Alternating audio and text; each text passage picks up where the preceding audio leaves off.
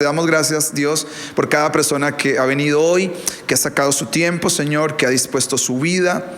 Señor, este será un tiempo que nos seremos edificados, pero es a través de tu palabra y de la presencia de tu Santo Espíritu, Señor. Tu palabra es la que nos edifica, la que nos levanta, nos anima, nos cambia. Tu palabra, Señor, es eterna y nada la va a quebrantar. En el nombre de Jesús, gracias, Dios. Amén. Hay un versículo que está en Mateo capítulo 6, versículo 8, que es un versículo que algún día, que todos aquí se saben el Padre Nuestro, o algún día sean personas que fueron católicas, son católicas. Yo creo que casi todos en general algún día han escuchado el Padre Nuestro, pero hemos escuchado lo que es desde empieza el Padre Nuestro que estás en los cielos, santificado sea tu nombre. Pero antes de empezar el Padre Nuestro está este versículo, y este versículo dice así: Jesucristo está hablando, Jesús está enseñando a orar. Acuérdense que Jesús está acá en la tierra y Jesús es la representación de Dios en la tierra, y Dios está caminando en medio de nosotros a través de Jesucristo. Así que Dios nos está enseñando cómo orar. Y cuando Dios nos está enseñando cómo orar, dice: no seáis como ellos, está hablando de los fariseos, porque tu Padre sabe exactamente lo que necesitas aún antes que se lo pidas. Ese versículo para mí siempre fue un conflicto, y decir, ¿el conflicto cuál es? ¿O fue? Si Dios sabe lo que yo necesito antes que se lo pida, entonces ¿para qué le pido? Para mí fue un conflicto cuando yo comencé a estudiar. Digo, bueno, porque lo primero que usted va a escuchar si va a una iglesia y tiene un problema es: tiene que orar. Usted habla con alguien: mire, tengo un hijo enfermo, ore a Dios. Mire, tengo un problema económico, pídale a Dios. Tengo una situación con mi esposo, haga una oración. Entonces todo tiene que ver con la oración en el mundo de la iglesia de Dios. Entonces, cuando Jesús dice: bueno, ustedes no sean como ellos, porque ellos hacen unas oraciones, y al final quiero decirles algo, que el Papá, el Padre Nuestro, sabe exactamente, ahí usted sentado donde está, sabe exactamente lo que usted necesita antes de que usted abra la boca y se lo pida. Entonces cuando yo leí esto y después dice: entonces ustedes van a orar así, Padre Nuestro que estás en los cielos y todo eso, yo decía, bueno, entonces ¿por qué yo tengo que orar? Pero no reclamándole, porque yo sé que todo lo que Dios hace es sabio. Si dice: Señor, yo quiero que tú me enseñes, entonces yo ¿por qué tengo que orar si al final ya tú sabes lo que yo necesito? Debería simplemente decir un susurro, decir: Dios, tú ya sabes lo que yo necesito, así que ya sabes, no lo pido.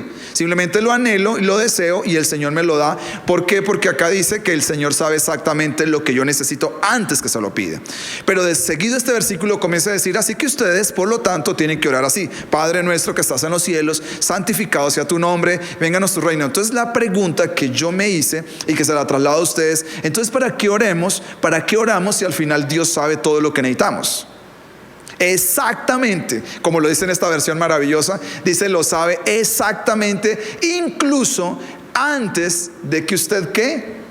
Se lo pida. Es decir, usted dice: yo tengo la necesidad de un novio, antes ya lo sabía Dios. Usted dice: yo tengo la necesidad de un trabajo, antes de que usted abriera su boca ya Dios lo sabía. Yo tengo la necesidad de poder renovar mi vida, antes de que usted lo diga ya Dios lo sabía. Entonces ¿para qué oramos si al final Dios lo sabe? Entonces no sé si le gustaría que yo le pueda responder esta pregunta. Se la voy a responder en 2 servicios, porque es por qué usted tiene que orar, y la predicación se llama ABC porque hoy va a hablar A, B y C, y entre 8 días sigo otra vez para poderle explicar por qué es que usted y yo tenemos que orar. Porque si usted aprende estas cosas tan básicas, que le estoy seguro que mucha gente sabe que tiene que orar, pero no sabe por qué tiene que orar. ¿Me hago entender? Todos acá, la gran mayoría, sabe que tenemos que orar. ¿Estamos de acuerdo? Es decir, yo sé que yo tengo que orar, pero no sabe por qué tiene que orar. Decir: bueno, ¿y yo por qué tengo que orar al final si todos lo reducimos a orar? Y si al final Dios sabe todas las cosas, sabe mis circunstancias, ¿por qué yo le tengo que orar? Entonces todo empieza por esto, y vamos a ir al Salmo 115, versículo 16, porque acá resume una parte que resume toda la creación. Dice así: los cielos, ¿qué dice? ¿Son los cielos de quién? ¿Qué son los cielos? Cuando está hablando de cielos, ¿de qué está hablando? Acá no dice el cielo. ¿Qué dice entonces? Los cielos. Ahí podríamos ya echarnos todo el servicio, pero no vamos a irnos ahí. Simplemente decir, nosotros cuando pensamos cielo, ¿en qué pensamos? En las nubes. ¿Sí me entiende? Cuando usted piensa en cielo, la gran mayoría pensamos: tan bonito el cielo, que estamos diciendo, tan bonitas las nubes. Pero no estamos diciendo que el Señor es el Señor de las nubes, que está englobado, sino el cielo está hablando acerca de todo lo que tiene que ver de aquí para arriba. por decirlo así. Aunque Salomón dice que todo está en su mano, entonces lo deja uno loco, decir dónde está, arriba o abajo. Pero él dice acá, los cielos son los cielos de Jehová, y a los seres humanos, ¿qué le dio Dios? Les dio la tierra. Entonces, cuando Dios hizo al ser humano, hizo con el ser humano algo muy claro y le dijo: tú eres imagen y tú eres mi semejanza, así que quiero que hagas tres cosas.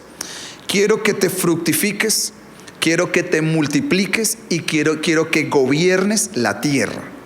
La palabra le ha dado, la palabra dado significa le asignó, es la palabra hebrea, le asignó al ser humano la tierra. Es decir, Dios le dijo al ser humano: yo me quedo con el cielo y tú tomas la tierra. Tú la vas a gobernar, tú la vas a sojuzgar, es lo que dice en la Biblia Reina Valera. Tú vas a dominar sobre la tierra. ¿Qué dice más adelante en Génesis 2:15? Que cuando Dios puso al ser humano en el Edén, ¿qué lo puso al ser humano? Póngamelo ahí por favor. Dice: y el Señor Dios puso al hombre ¿a dónde? En el jardín del Edén, para que se ocupara ¿de qué? De él, y lo guardara, lo cuidara. Es decir, los que escucharon las series días pasados acerca de la voluntad humana, esta es la parte perdida que yo encuentro, no en todas las iglesias, pero en gran parte de nosotros los cristianos, y es que pensamos que todas las bendiciones ya están y yo no tengo que hacer nada. Y Dios le dio una gran bendición al ser humano. ¿Cuál es la gran bendición? Vivir en el Edén. El Edén es una cosa que los arqueólogos, los estudiosos y mucha gente se ha dedicado a investigar, a buscar dónde queda, dónde está y todas las cosas, buscando las direcciones geográficas y todos, porque el Edén es algo que fue una bendición por todo lo que vemos. Pero Dios le dio a Adán y a Eva la responsabilidad de ¿qué? A ellos les tocó cuidarlo y cultivarlo, dice otra región. O sea, es decir, Dios dijo: yo hago lo mío, yo te entrego, pero tú lo cuidas y tú lo administras. Entonces, los cielos son de Jehová, y aquí le dejó al ser humano. La herencia del ser humano, ¿cuál fue? La tierra. ¿Estamos? Entonces, pareciera que cuando uno lee esto, entonces dice: con razón Eva se independiza de Dios y comienza a hacer las cosas a su manera. Porque es decir, Satanás logra engañar a Eva, decirle que Dios se queda en los cielos y que ella se ocupara de ser Dios aquí en la tierra. Pero esa no era la idea de Dios, sino la idea de Dios es esta. Se lo estoy simplemente enseñando, es un ABC para que usted pueda comprender la idea de por qué tiene que orar. Dios dijo: cielos son míos, la tierra son de ustedes. ¿Cuál era el diseño o la idea de Dios? Que el ser humano gobernara con Dios la tierra. Esa era la idea. Es decir, Dios hablaba con el ser humano y el ser humano simplemente ejecutaba la voluntad de Dios en la tierra. Esa era la idea de Dios. Entonces, ¿dónde está esa idea de Dios? Vamos rápidamente al Nuevo Testamento y ahí empieza la enseñanza. Cuando entra Jesús en acción. Bueno, antes de esto voy a decir una cosa rápida, porque cuando en el Antiguo Testamento dice la Biblia que en el libro de Reyes Dios fue el que le dijo a Elías: Elías, no va a llover sobre la tierra por 3 años y medio, así que ve y díselo acá, por 3 años no va a llover. Y después de 3 años y medio dice, y Dios le dijo a Elías: ve y dile a Acab que va a llover. Pero entonces la pregunta que yo me hice mucho tiempo es esta: ¿por qué si Dios le dijo a Elías que volvería a llover, por qué Elías tuvo que orar 7 veces si ya Dios dijo que iba a llover?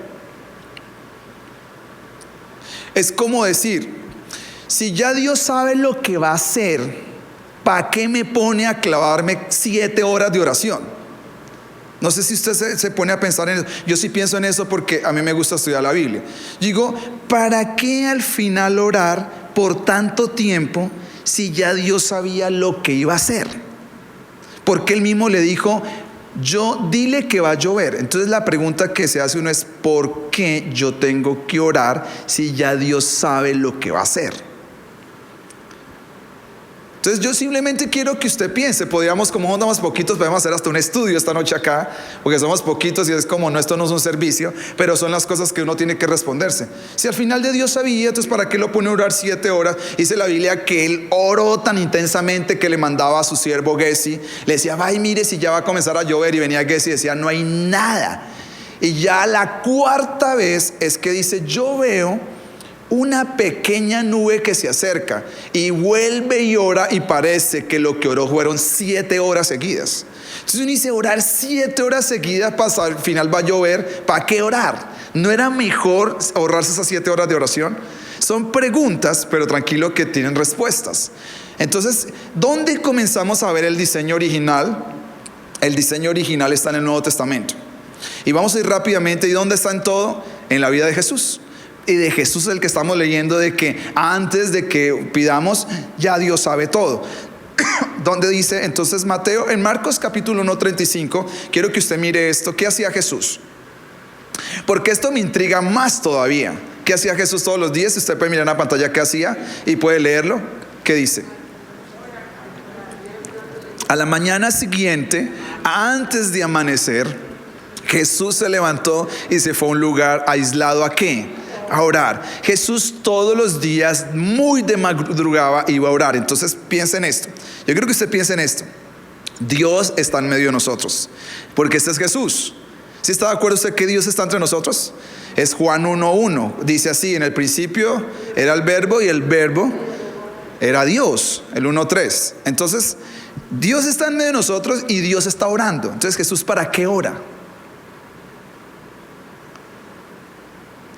¿Para qué ora Jesucristo si al final ya lo sabe todo?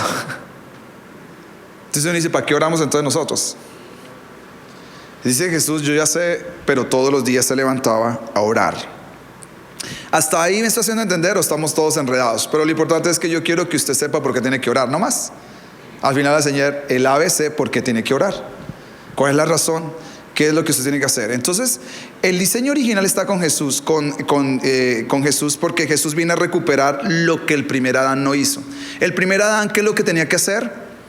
Ocuparse de la tierra, administrar la tierra. Pero ¿cómo iba a tener efectividad en la administración? Si él iba todos los días ¿a qué? A hablar con Dios y a decirle esto que el segundo Adán sí supo hacer. ¿Qué hizo el segundo Adán? Vamos a mirar rápidamente Juan capítulo 5:19, porque el tiempo corre y ahí sí viene la enseñanza. Juan 5:19 y Juan 8:28-29. ¿Qué fue lo que hacía Jesús todos los días cuando oraba? ¿A qué iba Jesús a orar? La palabra dice que Jesús iba a orar ¿a qué? Entonces Jesús le explicó: les digo la verdad, el Hijo no puede hacer nada por su propia cuenta, solo hace lo que ve hacer ¿a quién? Póngale cuidado a lo que él dice. El Hijo solo hace lo que ve. ¿Qué es lo que dice? Lo que ve hacer ¿a quién? Al Padre. Todo lo que hace el Padre, ¿qué dice también acá? Lo hace el Hijo. Y ahí no dice lo que hizo, sino lo que hace. ¿Cómo está escrito acá entonces? En un presente continuo. Es decir, Jesús todos los días tenía que ir a ver qué es lo que hacía el Padre para él hacerlo. Y el otro versículo que dice: por eso Jesús dijo, cuando hayan levantado al Hijo del Hombre en la cruz, entonces comprenderán que yo soy. Yo, ¿quién? Jesús, no hago nada por mi propia cuenta, sino digo únicamente lo que ¿qué? Lo que me enseñó el Padre. Y el que me envió está conmigo y no me ha abandonado, pues siempre hago lo que a él le agrada. Entonces estos dos versículos dicen, y otros más, que Jesús iba todos los días a orar ¿a qué? A ver qué es lo que el Padre quiere y a oír lo que el Padre enseña. Entonces, si usted todos los días puede hacer eso, usted comienza a entrar en una dinámica espiritual. Entonces, el diseño original, ¿qué es lo que tenía que hacer Adán originalmente? Dios le dijo, tú toma la tierra, yo te la dejo, pero tú no puedes gobernarla sola. Necesitas de mí, porque necesitas de mí ¿qué? Tener la fuente de la sabiduría, de la dirección, de la fortaleza para hacer todo. Así que lo único que tienes que hacer todos los días es venir a hablar conmigo y yo te voy a decir qué tienes que hacer, y tú lo haces, no más. ¿Y qué hizo Adán y Eva? Se independizan de Dios y dejan de hacer ¿qué? Dejan de orar a Dios y se salen del gobierno de Dios. Entonces viene el segundo Adán, que es Cristo. Dice, voy a recuperar el diseño original. ¿El diseño original qué es? Ir a Dios todos los días ¿a qué? A ver y a oír. Si nosotros llegamos a entrar a esta dimensión, nuestra vida se eleva a otra cosa. ¿Por qué? Porque dice la Biblia que Jesús no a todas las viudas le resucitó a sus hijos. La palabra dice que no a todo mundo le dio pan. La palabra dice que no sanó a todos los enfermos. La palabra dice que hay un momento donde él no habló una palabra y hay momentos donde habló 8 y 12 horas seguidas. Entonces la pregunta es, ¿por qué a algunos les sanó su hijo y a otros no les sanó el hijo? ¿Por qué en algunos lados no quiso hablar una palabra y hay gente que le habló por 12 horas? ¿Por qué hay leprosos que no estaban buscando la sanidad y fueron sanos? ¿Y por qué otros que la estaban buscando le fue indiferente y les dijo, no quiero sanarlos? ¿Cuál es la razón? Porque él todos los días iba a saber al Padre y quién sanaba y quién no sanaba, a dónde hablaba y no hablaba, qué decía y qué no decía y con quién decía y no. Porque cuando usted comienza a asociarse con Dios, su vida entra a otra cosa, porque comienza a ser guiado es por Dios todos los días. Entonces la primera razón por la cual usted y yo oramos, ¿para qué es? Para cambiar a Dios y que nos dé lo que nosotros queremos. No, porque ya Él sabe lo que yo necesito. Entonces, ¿por qué voy a orar? Porque yo necesito ¿qué? Lo que Jesús necesita, y es saber qué dice el Padre, qué enseña el Padre, qué está por hacer el Padre hoy. Todas las mañanas decir, ¿qué está por hacer Dios? Todas las mañanas decirle, nuestra oración cambiaría radicalmente si usted antes de comenzar a decir, Padre, te entrego mi problema, mi marido, mi mujer, mi hijo, en la ciudad, antes de todas esas cosas usted dijera, ¿qué tú quieres hoy que yo ore? Todo cambiaría en su oración. ¿Qué está en tu corazón hoy que tú quieres que yo ore? Porque para eso oramos. La sensación que tiene la persona cristiana es esta, que debe de orar para convencer a Dios de algo que no quiere hacer. Entonces va y le ruega a Dios, cambia a mi hijo, cambia a mi hijo, cambia a mi hijo. Entonces la gente se le ha enseñado es que vaya y ore para que Dios le cambie al hijo, porque tiene una sensación de que Dios no se lo quiere cambiar, y por eso hay que rogarle una y otra vez hasta que Dios se harte de decir, le voy a ayudar. Otros tienen la sensación de que Dios es llevar un listado larguísimo, como fuera a ser el mercado de las peticiones que tenemos, y decirle, aquí están. Otras personas tienen la sensación de que Dios no está en nuestra ayuda, no está en nuestra historia, y que tenemos que convencerlo que se meta en nuestra historia. Y cuando usted comienza a leer la Biblia, el problema ¿qué es? Es que Dios le entregó al ser humano la tierra y le dijo, usted la gobierna, pero la tiene que gobernar de mi mano. Entonces, si usted se asocia conmigo, la puede gobernar. Si me deja, va a ser difícil su gobierno acá en la tierra, porque Dios hizo esa decisión. Entonces, ¿cómo hacemos para que Dios se meta en nuestra tierra? Entonces, por eso Jesucristo dijo, ahora les voy a enseñar cómo tienen que orar. Padre nuestro que estás en los cielos. ¿Dónde está el Padre? En los cielos. Porque los cielos, ¿a quién le pertenecen? A Jehová. Padre nuestro que estás en los cielos. Después, ¿qué le dijo? Santo es tu nombre. Y después, ¿qué dijo? Venga tu reino a la tierra y hágase tu voluntad, así como se hace en los cielos, hágase en la tierra. Entonces lo que el Padre comienza a enseñar, Jesucristo nos comienza a enseñar de cómo orar es, necesitamos que el Padre se meta en nuestro mundo. Pero para que el Padre se meta en nuestro mundo, porque Él son los cielos y a nosotros nos dejó en la tierra, es un acto voluntario del ser humano decirle a Dios, métete en mi mundo. Si te quieres meter a mi mundo, quiero que entres a mi mundo, porque yo te lo estoy pidiendo y yo quiero gobernar contigo. Y ese fue el diseño original de Dios. Entonces, ¿para qué? Cuando usted lee la Biblia, ¿por qué Jesús oraba? ¿Por qué oraba Jesús? Oraba por lo que acabo de decirle. Oraba porque tenemos que orar también, porque tenemos que poder recibir todos los días fortaleza. Le voy a decir cuántas veces oró Jesucristo, y las veces que oró fue para estas cosas. Uno era para pedir dirección, para pedir que el Señor le mostrara qué tenía que hacer. Lo segundo que Jesús oró es para encontrar la voluntad del Padre y hacerla acá en la tierra. Lo tercero que Jesucristo oró fue para recibir fortaleza. Cuando estaba a punto de ir al Getsemaní, sabía que tenía que atravesar un momento muy difícil. ¿Qué fue lo que hizo? Oró y oró y oró para que el Señor lo fortaleciera, no para que lo librara, porque él sabía que Dios no lo iba a librar de la cruz, pero sí oró para que lo fortaleciera. ¿Esto qué quiere decir? Que usted y yo vamos a atravesar por momentos que no vamos a ser librados. Cuando usted dice, yo quiero no pasar por eso, yo también no quiero pasar por muchas circunstancias adversas, pero en algún momento de toda esta trayectoria de vida, tarde o temprano vamos a atravesar un momento difícil. Y Jesús oró ¿para qué? Para ser fortalecido por Dios, para que Dios lo fortaleciera, para cuando ese día llegara pasara. Dice la Biblia que hasta un ángel vino a ayudarlo y a fortalecerlo para el momento que tenía que por pasar. Entonces, ¿para qué oró Jesucristo? Porque necesitaba fortaleza. Jesucristo dijo además, y la Biblia dice que oró para poder romper el poder de las tinieblas. Y esa es la razón por la cual Dios pone a Elías a orar por 7 veces seguidos. ¿Por qué?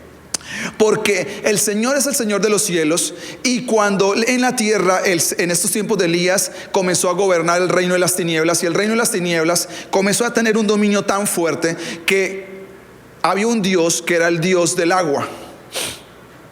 Entonces Dios dijo: yo voy a mostrar mi poder para que sepan que yo estoy por encima de todo gobierno. ¿Y qué es? No va a llover por 3 años.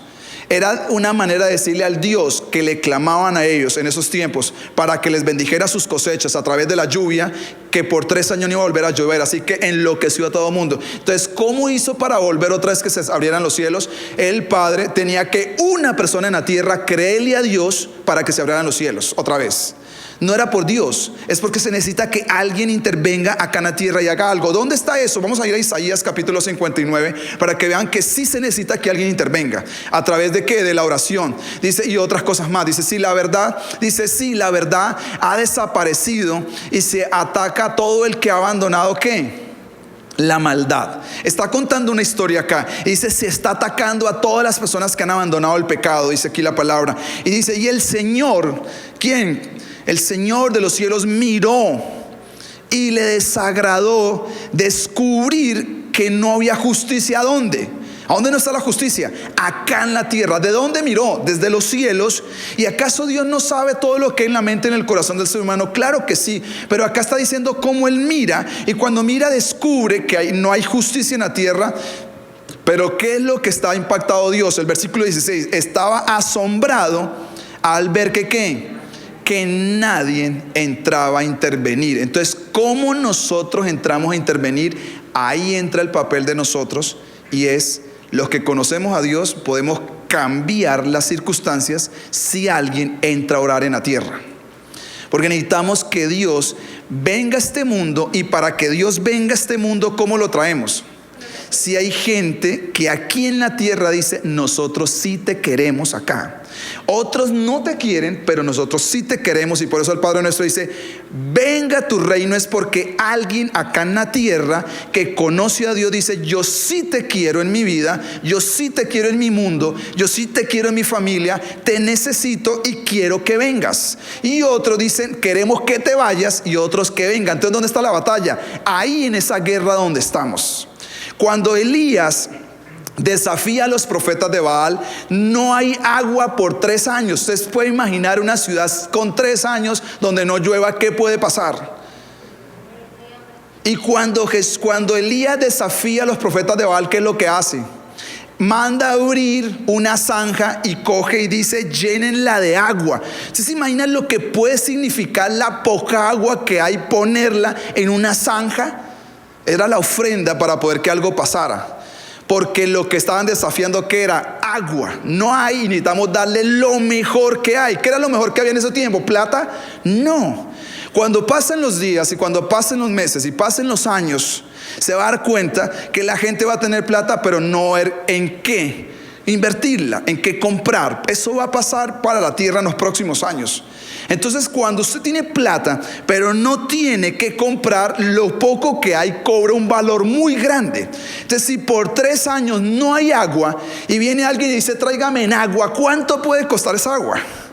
Es lo más preciado que hay del momento, pero la ponen en un sacrificio. ¿Por qué? Porque necesitaban abrir los cielos, y por eso necesitamos orar para poder romper algo y desafiar. Y cuando hacen esta ofrenda, desciende el fuego del cielo que quema hasta las piedras, y el agua se consume, y después de eso es que vuelve a llover. Por eso usted y yo tenemos que orar, porque hay cosas que no van a pasar en la tierra a menos que alguien acá se las pida. Porque necesitamos que Dios se salga de los cielos y diga: métete en nuestra tierra. Por eso oramos. No sé si me están dando a entender.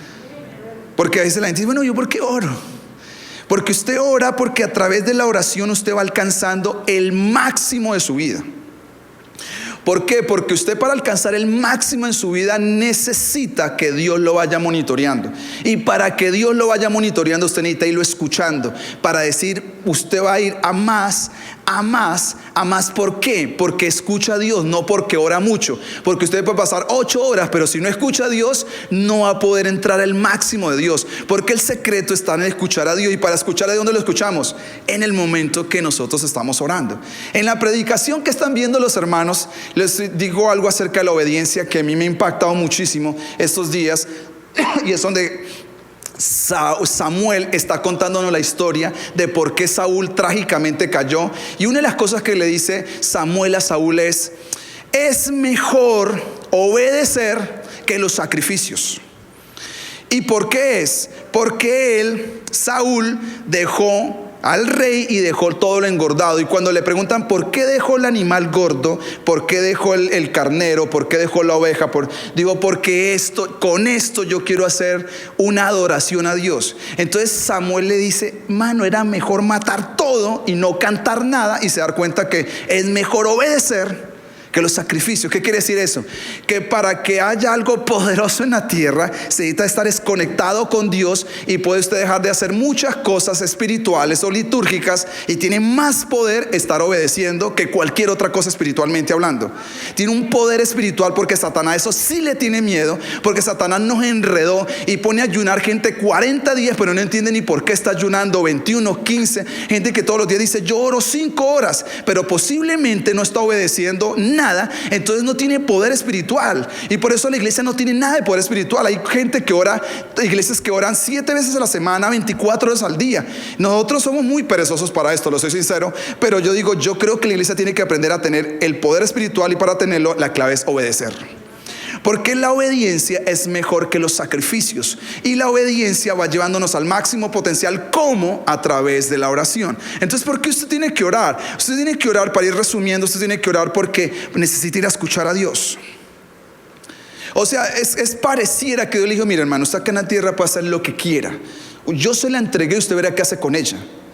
Pero yo digo, no, yo no quiero hacerlo como quiera, yo quiero la sabiduría, quiero a alguien que me guíe. Entonces yo digo, yo quiero a Dios. Entonces digo, Dios, yo entiendo de que tú me hiciste, y yo no me voy a dirigir solo acá en la tierra. Yo necesito escuchar, necesito ver qué estás haciendo con mi vida, con mi familia, con todo lo que hago. Quiero escuchar, quiero que me enseñes, porque eso es lo que voy a hacer. Y eso fue lo que Jesús vino a la tierra. Jesús, ¿por qué ayunó 40 días? ¿Para qué Dios tiene que ayunar 40 días? Para romper el poder del mal, porque en ese desierto se libraron varias batallas, y Satanás en ese lugar estaba.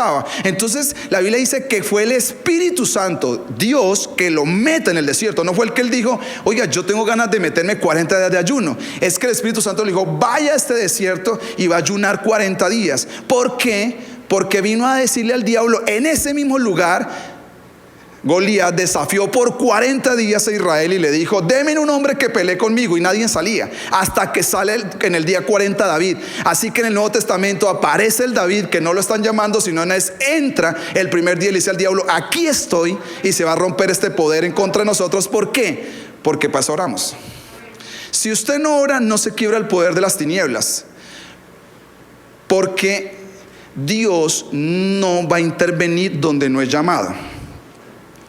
Acá él está impresionado, dice, nadie quiere intervenir, nadie quiere ¿qué? ¿Ayudar a quién? A los oprimidos. Así que se interponga él mismo para salvarlos. Dice que Dios mismo, ¿qué hizo Dios? Él mismo con su brazo fuerte vino, intervino y lo salvó. ¿Eso qué es? Un acto de la soberanía de Dios. Gracias a la oración de alguien, Dios puede decir, no lo hicieron ustedes, así que lo voy a hacer yo, pero porque alguien se lo está pidiendo. Sí, Señor, ven, interviene, ven y hazlo, Señor. Nadie lo quiere hacer, no tenemos las fuerzas para hacerlo, así que necesitamos que tú entres y vengas a intervenir. Entonces por eso es que necesitamos orar. Si no podemos orar, si no podemos comenzar a entrar en esto, va a ser muy difícil. Y al final, no sé cuánto tengo que... Ok. Al final, la oración me cambia a mí. Y eso fue lo que yo entendí. Porque si Dios sabe todo lo que yo necesito antes que se lo pida, y yo creía que yo tenía que ir a orar era para que Dios cambiara y me diera lo que Él no me quería dar. Así que después entendí que el problema no era que cambiara Dios, sino que yo cambiara. Porque el problema suyo es tener la mente que se necesita para creer que Dios puede hacer grandes cosas con su vida y esto. Y quiero terminar con 2, 3 pensamientos en estos pocos minutos que me queda. La B que quiero decirle, o el punto 2 que quiero decirle, es que Dios sí desea responder sus oraciones. Yo quisiera que usted se meta a esto hoy. Dios sí desea responder sus oraciones. Es más, dentro de 8 días, si sigo hablando de esto, voy a decirle que Dios responde todas las oraciones. Y usted dice, no es muy atrevido lo que está diciendo, pastor. No, yo creo que Dios responde todas las oraciones. Lo que pasa es que no responde como usted y yo queríamos, que eso es diferente. Dios va a decir no. Y usted dice, no, nunca me respondió Dios nada. Primero, muchas veces la gente no sabe si Dios le respondió o no le respondió por un problema. Me incluyo yo. Nunca escribimos cuándo hicimos una petición seria a Dios, qué día y cuándo, para que el día que yo la responda pueda saber si la respondió o no la respondió. Porque si usted dice, usted debería, y es una cosa que estoy volviendo a hacer, es escribir cuándo voy a hacer una petición seria. ¿Qué es una petición seria? Por ejemplo, decir, voy a orar por la salvación de un hijo, la salvación de mi papá, que mi mamá que está apartada, voy a orar por un negocio, voy a orar para que Dios me dé dirección específica de algo. Hoy arranco, tal día arranco, a tal hora arranco, y voy a todos los días a pedirle a Dios. Entonces, ¿cómo vamos a saber si Dios trae una respuesta si no sabemos realmente qué es lo que estamos pidiendo? Y yo creo que Dios responde todas las oraciones. Lo que pasa es que no va a responder como usted y yo pensamos y en el momento que pensamos. Muchas de las oraciones que Dios dicen no, y se acabó. No, y usted está diciendo, no, Dios no me respondió. Sí le respondió. Lo que usted debe preguntarse es, Dios, ¿por qué me dijiste no? Entonces yo creo que Dios sí desea responder en esas oraciones. Cuando Jesús está enseñando el Padre Nuestro, después que termina el Padre Nuestro, mire lo que dice en Lucas capítulo 11. Acaba de enseñar el Padre Nuestro. Lo primero que dice es, mire, no oren como esta gente que ora y ora y ora, y al final no sabe ni lo que ora. Al final el Padre sabe lo que usted necesita antes que se lo pidan. Después dice, así que ustedes van a orar así, Padre Nuestro que estás en los cielos, santificado y todo. Y después que termina todo esto, sale con esta joya, esta parábola que dice así. Vamos rápidamente, por favor, Lucas capítulo 11, versículos 5 al 8. Sale con esto que es súper raro. Parece fácil, pero no es fácil. Se necesita entender una cosita. Dice, luego utilizó la siguiente historia para enseñarles más acerca de la oración. Supongamos que uno de ustedes va a la casa de un amigo a medianoche para pedirle que le preste 3 panes y les dice, acaba de llegar de visita a un amigo mío y no tengo nada para darle de comer. Supongan que ese amigo grita desde el dormitorio. ¿Qué es lo que grita este hombre? No me molestes, la puerta ya está cerrada, mi familia y yo estamos acostados. En otra versión dice, los niños están acostados, no puedo ayudarte. Le digo que aunque no lo haga por su amistad, ¿qué dice ahí? Si sigue tocando la puerta el suficiente tiempo, se levantará y le dará todo lo que necesita debido a su audaz, ¿qué? Yo este pasado lo he enseñado 1000 veces y lo que siempre enseñé es decir, hay que persistir y hay que persistir hasta que Dios nos dé lo que estamos pidiendo, y eso no está mal. Pero sigo estudiando la Biblia porque siempre he querido cada día enseñarla mejor y me doy cuenta que hay un ligero cambio a lo que yo creía. ¿Y cuál es el ligero cambio? Y acá existen 3 personas. Una persona que viene de lejos, viene de Bogotá, con unos amigos, esto viene de Bogotá a Neiva a visitar acá a Leonardo.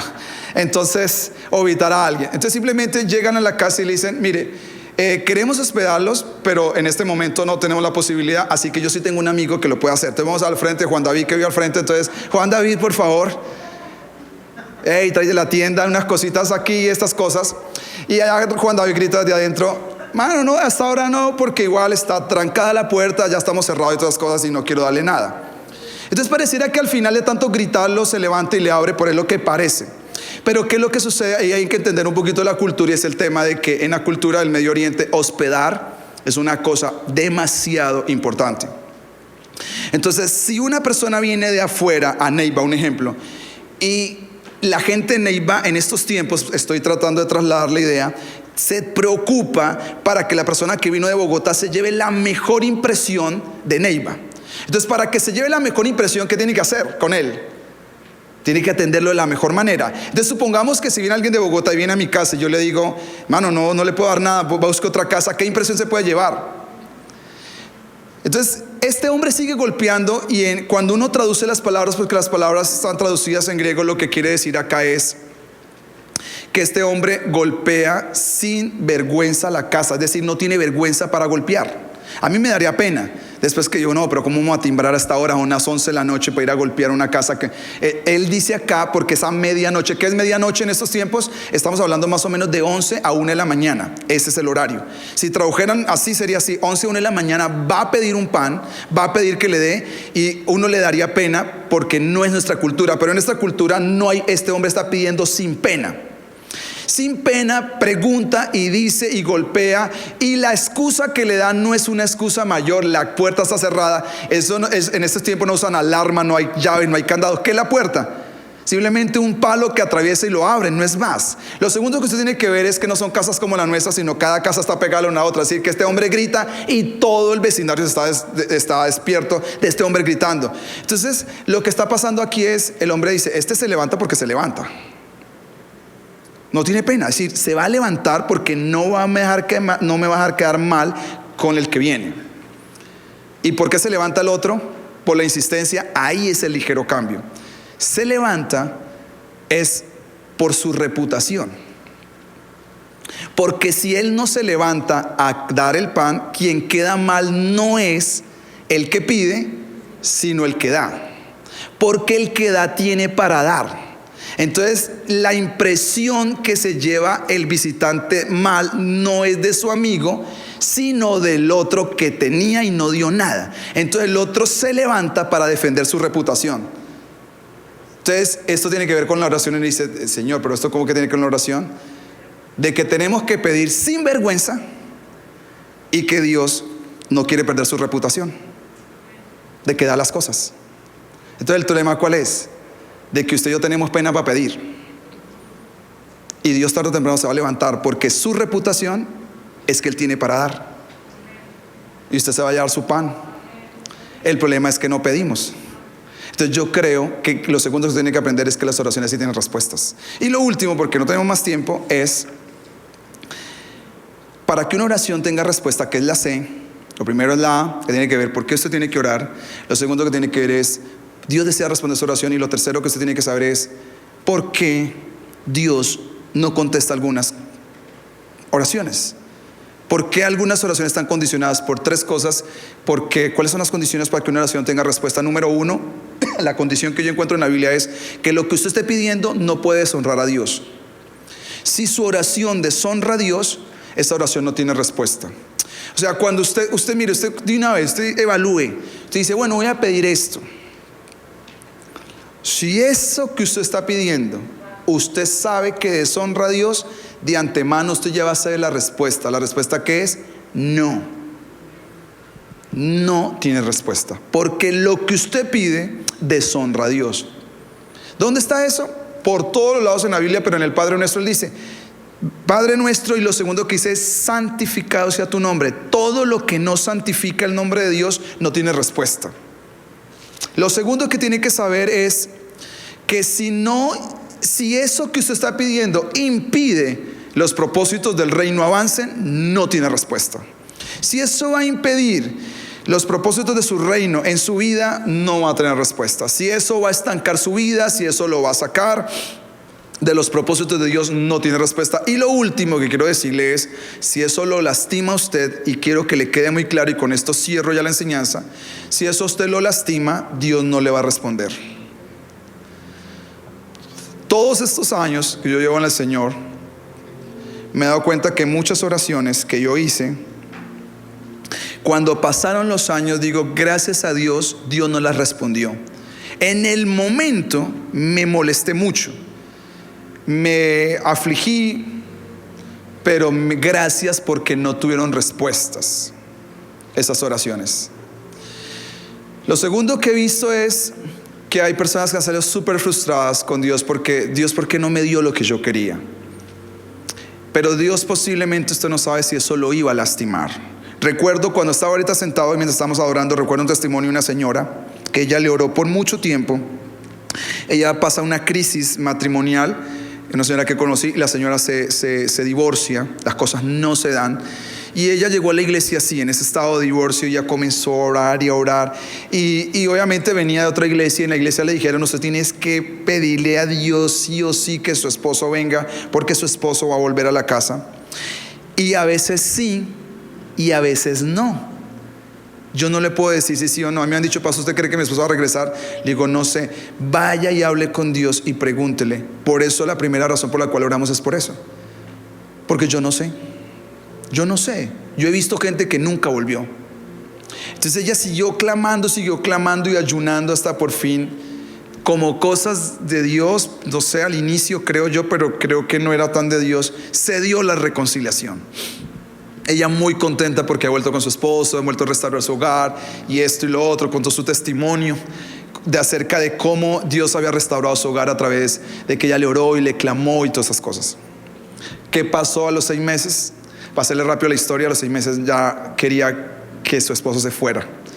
Su esposo vino con un montón de problemáticas, con un montón de contaminación que traía. Y al final, ¿qué sucedió? Literalmente ella decía, yo le he orado a Dios que se lo lleve. Yo quiero que se vaya. Yo quiero quedarme sola definitivamente.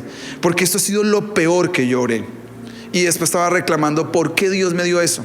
Ahí entra una cosa. Porque a veces nos empecinamos, porque es que creímos que, vuelvo y le digo, que la oración es una manera para ir a Dios a convencerlo de algo que Él no quiere hacer, pero yo quiero que haga por mí. Entonces voy a convencerlo. Cuando lo primero que tenemos que hacer es ir a rendirnos. ¿Qué está en tu corazón, Padre? ¿Qué está en tu corazón? Posiblemente hay gente que se empecina con alguien y ese es, y he visto gente fracasar. O negocios que le digo, hermano, yo no sé si ese negocio lo veo con medio, no sé. No, es que yo sé que estar bendecido, pastor, yo ya he consultado, me dicen que esto es buen negocio y al final les he visto perder su dinero. ¿Por qué? Porque a veces uno se empecina en algo que no es la voluntad de Dios. Y sobre todo Dios, que sabe que eso nos va a lastimar, por eso ha frenado ciertas cosas, porque sabe que eso nos va a terminar lastimando. Así que estas pruebas nunca fallan. Si eso deshonra a Dios, si eso no deja avanzar el reino en su vida, y si eso lo va a lastimar, Dios no se lo va a dar de antemano. Ya usted puede saber, esa oración tiene respuesta. ¿Y cuál va a ser? No. No más. Eso es. Así que este es el ABC. Entre 8 días seguimos para que usted comience a entender por qué tiene que orar. Quiero que nos pongamos en pie, por favor, y oremos. Le oremos a Dios que nos enseñe a orar. Vamos a orar una cosa hoy de fe. Decirle, Señor, destapa nuestros oídos. Necesitamos escuchar más a Dios que lo que hablamos a Dios. Padre, esta tarde te damos gracias por este tiempo que nos has regalado de compartir con todos los que estamos acá, Señor, tu palabra, Señor. Enséñanos a escuchar tu voz. A veces yo he sido empecinado, Señor, y obstinado, Dios, en cosas que a la larga me van a hacer daño.